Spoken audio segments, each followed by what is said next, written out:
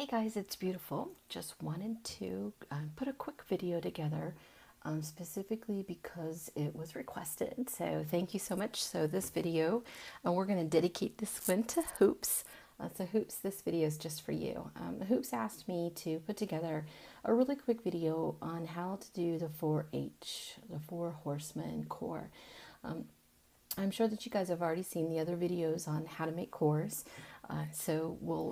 If you haven't, I would encourage you to go watch those first, and then this one will make a lot more sense when we're starting to go through and talk about this one. So before we actually get into talking about the 4-H core, I just wanted to remind you again about the advantages to putting together your own book.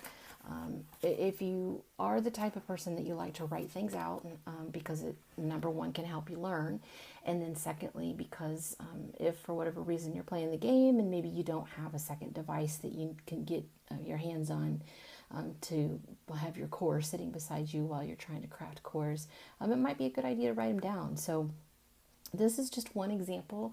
This is when I go through and I actually write out the recipe for the core. So I give it the title. This is, of course, the 4 Horseman core. And what does it do? It's a split core, and it has high debuffs. So you can use the 4 Horseman core for attacking or defending. It just depends on how you set up your hero tree and how you gem it, and basically how you customize it.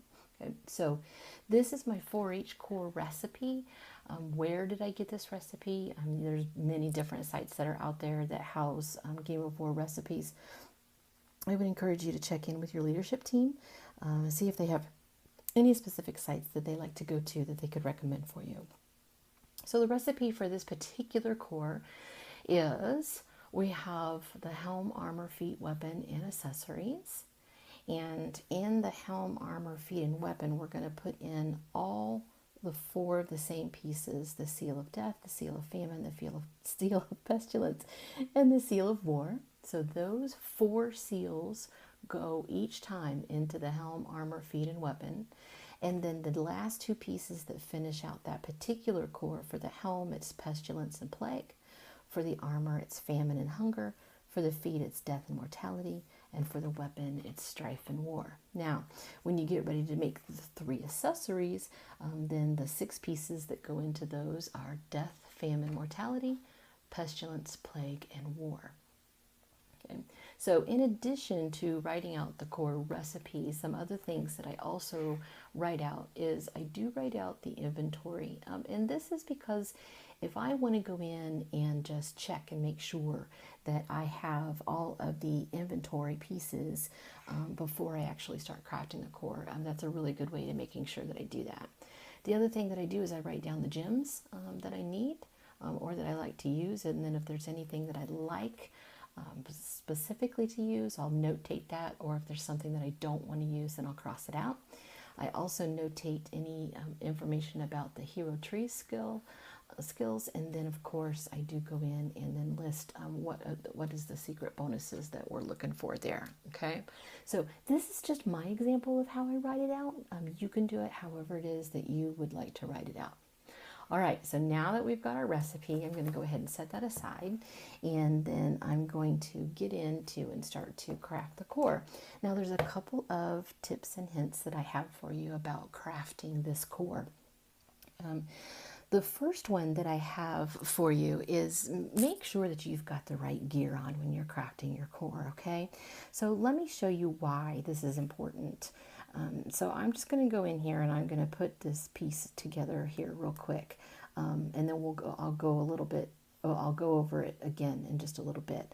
So let me come in here and put this together real fast, because I want to show you the huge difference it makes when you have the salvager's gear on.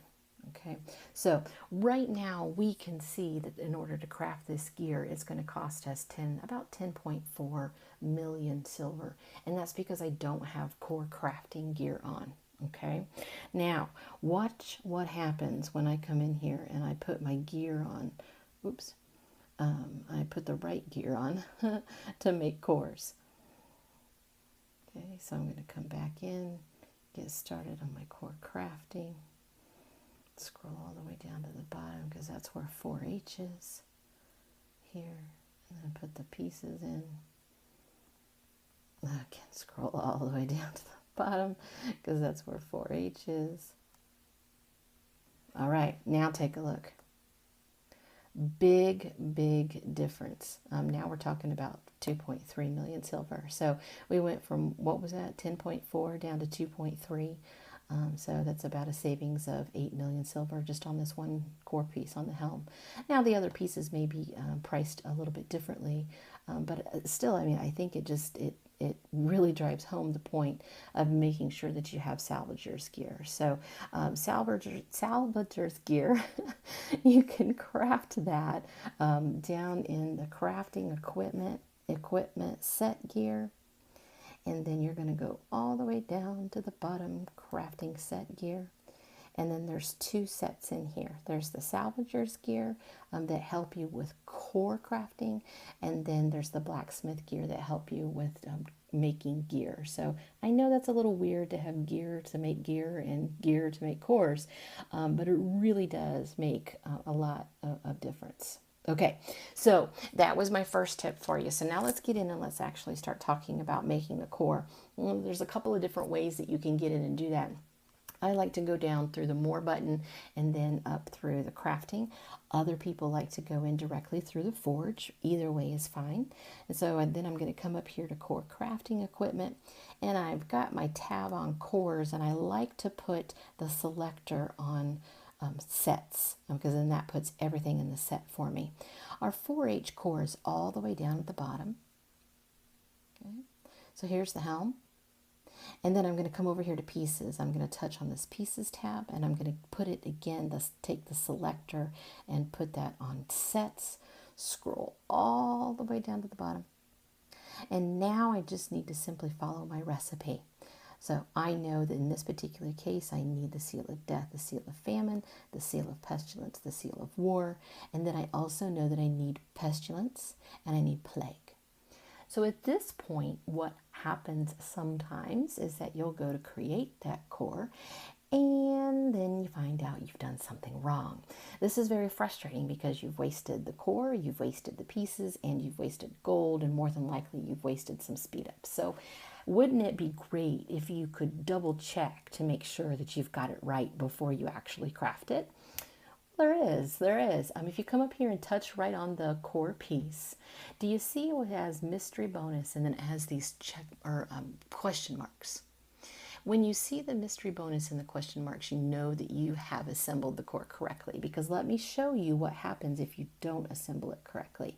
So let's say instead of plague, we decided to put in this strife. If we come up here and touch on it, notice no mystery bonus, no question marks. Okay. If I take that strife off and I put it back on plague, there the mystery bonus and the question marks show up. I know that I've done the right thing. Okay. So now that I've done the helm, then what I would do is I would craft it, speed it, then I would go back and I would do the next thing on the list. And I always do everything in order, right? And because I followed the recipe, right? So you do the helm, then the armor, then the feet, then the weapon, then the 3 accessories.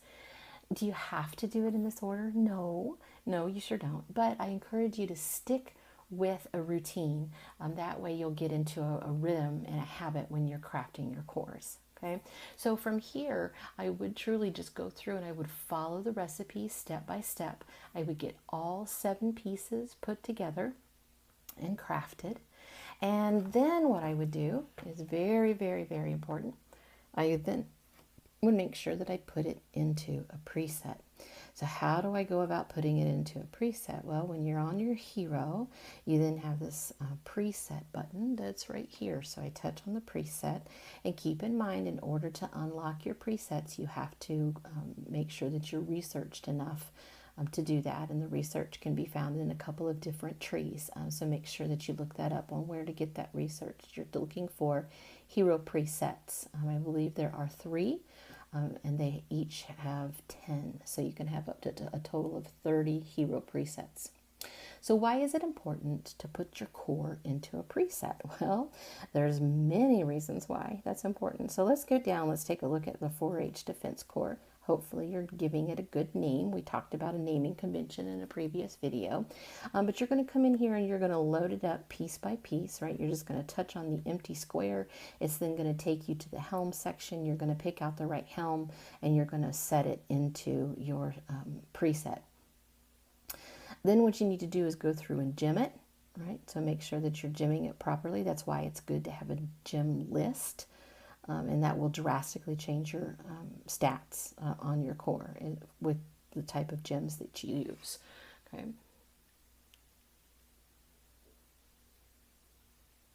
All right. The other reason that it's very important to put your core set in, or your core into a preset, is because then you can come in here and you will then set the hero tree according to the type of core that it is and what it is that you want to do. There's many different ways to set up the hero tree. So I would encourage you, again, go back to your core expert that's in your alliance, or go back to your leadership, ask them for some guidance, and I know that they'll be able to help you.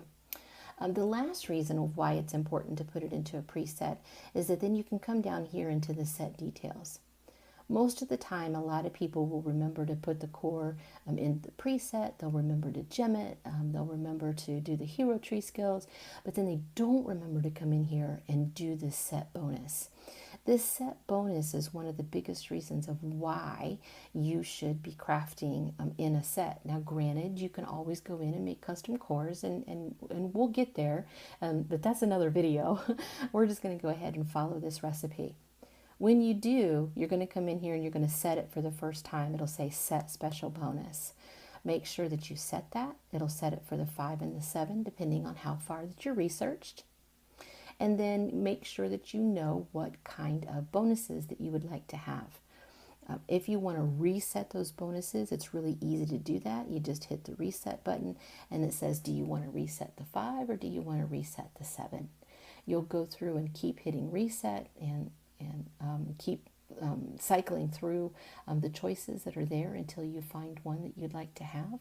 And then when you do, you're all good to go. So that's how you craft a 4-H core. It's pretty easy to do it, making sure that you're writing it down, putting it in your core book, writing down the recipe, and then of course writing down when do you use it and what results did you have. Did you want to tweak anything or do anything different next time for that core?